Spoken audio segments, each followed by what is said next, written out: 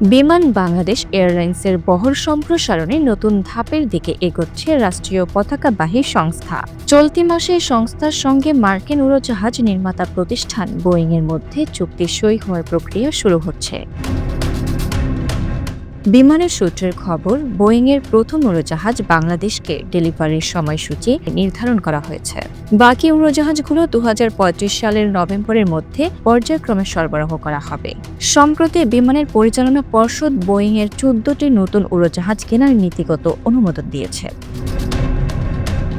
বিমান সূত্র জানিয়েছে, চুক্তি ও প্রক্রিয়াগত বিষয়ে এখনও আলোচনা চলছে। মূল আলোচনা হচ্ছে উড়োজাহাজের দাম এবং অর্থায়ন ব্যবস্থা। ব্যাংক ঋণের মাধ্যমে ডাউন পেমেন্টের বিষয়টিও চূড়ান্ত করার অপেক্ষায় রয়েছে।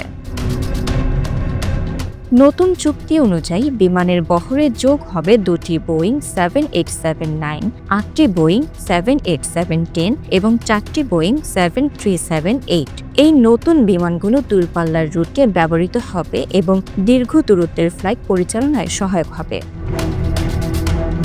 তবে এভিয়েশন বিশেষজ্ঞরা সতর্ক করে বলেছেন, শুধুমাত্র পর্ষদের অনুমোদন চূড়ান্ত চুক্তি নয়। ডাউন পেমেন্ট পরিশোধ ও আনুষ্ঠানিক চুক্তি সই হওয়ার পরই অর্ডার নিশ্চিত বলে গণ্য হবে। এদিকে এয়ারবাসের 10টি A350 ওয়াইড বডি এবং 4টি A320 নিউ জেট সরবরাহের প্রস্তাব আপাতত পিছিয়ে গেছে। বিমানের পক্ষ থেকে বোয়িংয়ের প্রস্তাবকে অগ্রাধিকার দেওয়া হয়েছে।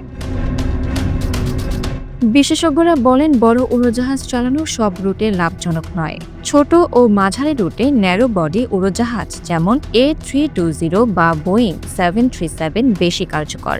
তাই বহরের ভারসাম্য বজায় রাখা বিমানের জন্য অত্যন্ত গুরুত্বপূর্ণ।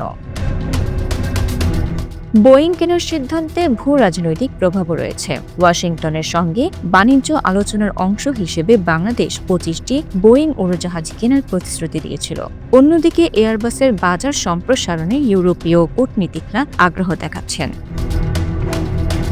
এভিয়েশন বিশেষজ্ঞরা মনে করেন, শুধুমাত্র বড় বিমান যোগ করলেই বড় এয়ারলাইন হওয়া যায় না।